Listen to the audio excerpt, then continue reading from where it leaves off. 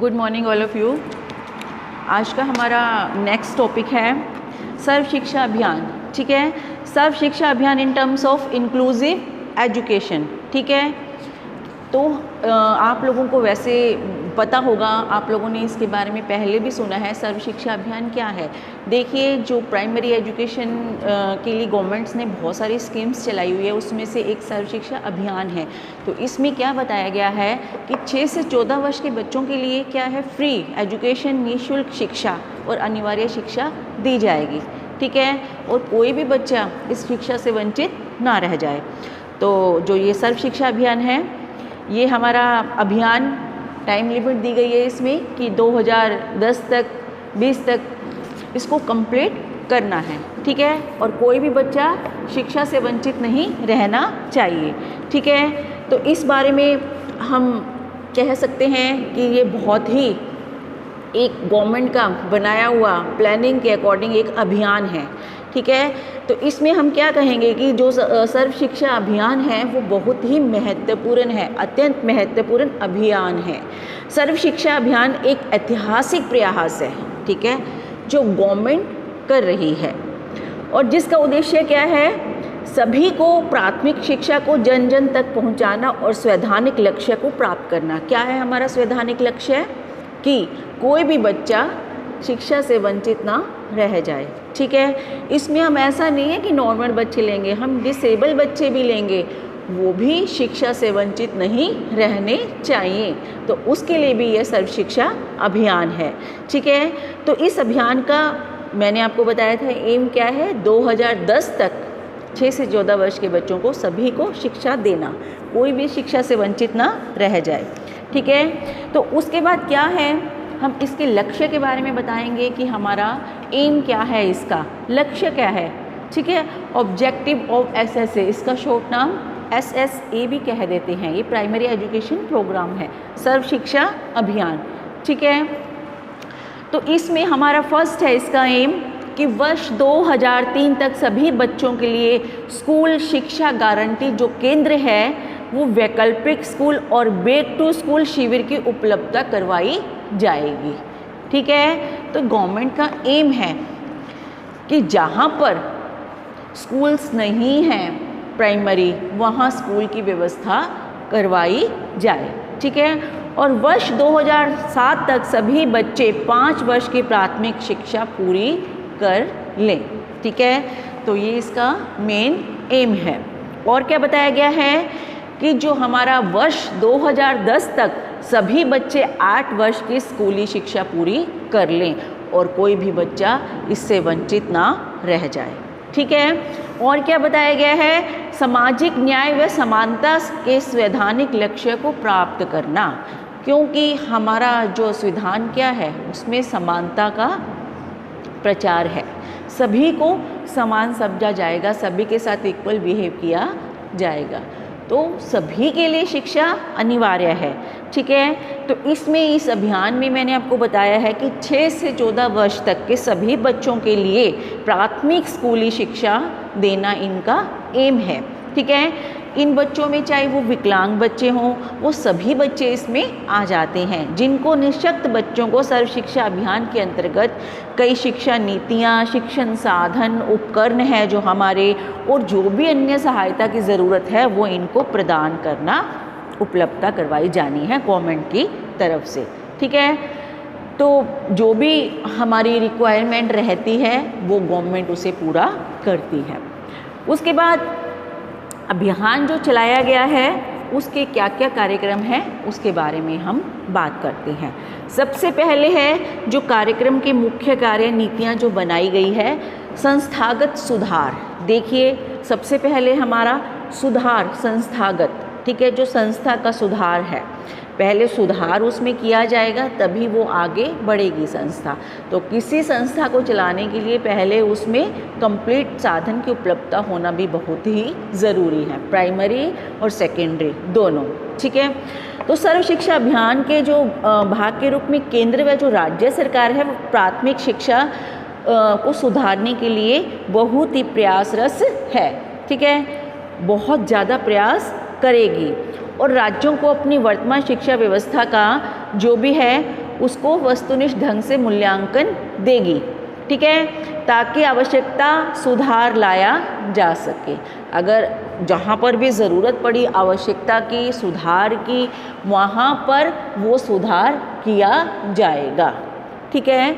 Second है आपका वित्तीय पोषण, फाइनेंशियल जो जहाँ दिक्कत होती है वहाँ पर वो भी आपको कंप्लीट कर दी जाएगी कि जो सर्व शिक्षा अभियान है इसका निरंतर वित्तीय पोषण जो है वो आवश्यक है, फाइनेंशियल जो दिक्कत आती है, ठीक है। तो इसके लिए केंद्र और राज्य सरकारों के बीच जो भी इनको फाइनेंशियल दिक्कतें आती हैं उसको पूरा करने के लिए गवर्नमेंट सहभागिता की इसको सहभागिता देगी, ठीक है, इस अभियान को पूरा करने में। नेक्स्ट है सामुदायिक स्वामित्व कि आपका जो ये अभियान चलाया गया है इस कार्यक्रम के जो माध्यम से हमारा सामुदायिक जो स्वामित्व है, जो भी हमारे इसमें गवर्नमेंट्स के मेंबर्स आते हैं सभी, उन सभी के द्वारा जो भी ग्राम शिक्षा समिति है उनके सदस्य हैं, पंचायती राज है, उन संस्थाओं के जो भी सदस्य हैं उनको शामिल करके इस कार्यक्रम को आगे बढ़ाया जाएगा, ठीक है। नेक्स्ट है बालिका शिक्षा, लड़कियों के लिए भी शिक्षा, ऐसा नहीं है कि सिर्फ बॉयज़ को दी जाएगी, नहीं, इसमें गर्ल्स भी इंक्लूड रहेंगी। तो जो लड़कियां हैं विशेषकर अनुसूचित और सूचित जनजाति के अनुसूचित जातियों की, तो इन लड़कियों की शिक्षा पर भी अभियान का महत्वपूर्ण लक्ष्य है इनको भी पढ़ाना, ठीक है, ताकि ये भी शिक्षा से वंचित ना रह जाए, ठीक है। और क्या है नेक्स्ट आपका विशिष्ट समूहों पर ध्यान देना, जो हमारे स्पेशल समूह होते हैं जैसे अनुसूचित जाति, जनजाति, धार्मिक, भाषाई, अल्पसंख्यक, विकलांग, ठीक है, बहुत सारे बच्चों के शैक्षिक सहभागिता पर इनका क्या है विशेष ध्यान देना इन बच्चों पर, ताकि ये बच्चे क्या होते हैं कि नॉर्मल बच्चों जैसा ही अपने आप को समझें, ये अपने आप को हीन नहीं समझें। तो इसके लिए भी गवर्नमेंट क्या कर रही है, अभियान प्रॉपर वे से चलाना चाहती है, ठीक है बेटा। नेक्स्ट है प्लानिंग, जो ये सर्व शिक्षा अभियान द्वारा देश भर में योजनाबद्ध तरीके से इस प्लानिंग्स को पूरा करना भी इनका एम है। प्लानिंग्स में क्या किया गया है कि कोई भी जहाँ पर भी कोई दिक्कत आती है, कोई सहूलियत चाहिए, वहाँ पर गवर्नमेंट के द्वारा वहाँ सहूलियत दी जाएगी और प्राइमरी एजुकेशन से कोई भी बच्चा वंचित ना रह जाए। इसमें नॉर्मल और डिसेबल दोनों बच्चों के लिए अभियान ये चलाया गया है, क्योंकि मेन हमारा देखिए सर्व शिक्षा अभियान में अगर आप ले लेते हो जस्ट कई बार क्या होते हैं बच्चे इसमें नॉर्मल बच्चों की बात करते हैं, लेकिन हमने इसमें डिसेबल बच्चे भी लेने हैं, ठीक है। तो हमारा नेक्स्ट पॉइंट है गुणवत्ता पर बल, कि यह अभियान जो है वो पाठ्यक्रम में सुधार, जो हमारा करिकुलम है उसमें सुधार भी लाता है, ये उसमें फ्लेक्सिबिलिटी भी लाता है और बाल केंद्रित विधियों को अपनाकर जो हमारा ये प्राथमिक स्तर है उस शिक्षा को उपयोगी बनाने पर बल देता है, ठीक है बेटा। ऐसा नहीं है कि सिर्फ पढ़ाई, एक करिकुलम हमारा पाठ्यक्रम कंप्लीट करना होता है, नहीं, उस पाठ्यक्रम को किस ढंग से बच्चों तक पहुंचाया जा रहा है, बच्चों को करवाया जा रहा है और सही मेथड उसका होना चाहिए, तभी उसका बेनिफिट है, ठीक है। अगर मेथड सही नहीं होंगे तो हम पाठ्यक्रम को बच्चों तक सही ढंग से नहीं करवा सकते, पहुंचा सकते। तो इसलिए हर मेथड्स, टीचिंग एड्स, टीचिंग जो पॉलिसीज़ हैं वो सब कुछ क्या होना चाहिए, सही होना चाहिए और योजनाबद्ध तरीके से होना चाहिए। नेक्स्ट है आपका अध्यापकों की, टीचर्स का रोल, टीचर्स रोल। जो सर्व शिक्षा अभियान है उसमें अध्यापकों की एक महत्वपूर्ण भूमिका है, क्योंकि मेन क्या है, टीचर ही है इसमें, टीचर ही बच्चों को सही गाइड करेगा। देखो गाइड करने वाला सही होगा तो हम सही दिशा में जाएंगे, अगर गाइड करने वाला ही सही नहीं होगा तो आप कैसे जाइएगा सही दिशा में। तो इसलिए मेन क्या है, टीचर का इसमें बहुत ही इम्पॉर्टेंट रोल है। वो इस बात पर बल देता है कि विकास संबंधी जो आवश्यकताओं पर धन दिया जाए, कहाँ धन खर्च करना है और कहाँ धन खर्च नहीं करना। तो ये सब चीज़ें भी प्लानिंग से होती हैं, ऐसा नहीं है कि ऊपर से गवर्नमेंट ऐसे ही दे देती है और पैसे यूज़ कर लिए, नहीं, इसके लिए भी क्या है, पूरी पॉलिसीज़ बनाई जाती है। नेक्स्ट पॉइंट है जिला प्रारंभिक शिक्षा योजनाएं।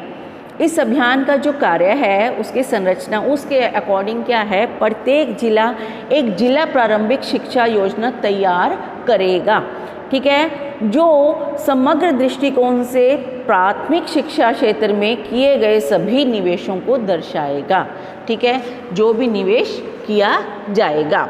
तो इस प्रकार हम कह सकते हैं कि जो हमारा सर्व शिक्षा अभियान है बहुत ही इम्पॉर्टेंट है डिसेबल बच्चों को आगे बढ़ाने के लिए। इसमें हम इंक्लूसिव एजुकेशन, जो भी हमारा अभियान है, इसमें सर्व शिक्षा अभियान इस तरह से इन सभी बच्चों को क्या है, आगे बढ़ाना और कोई भी प्राइमरी एजुकेशन से वंचित बच्चा न रह जाए, ठीक है। तो ये सर्व शिक्षा अभियान का मेन मोटिव है।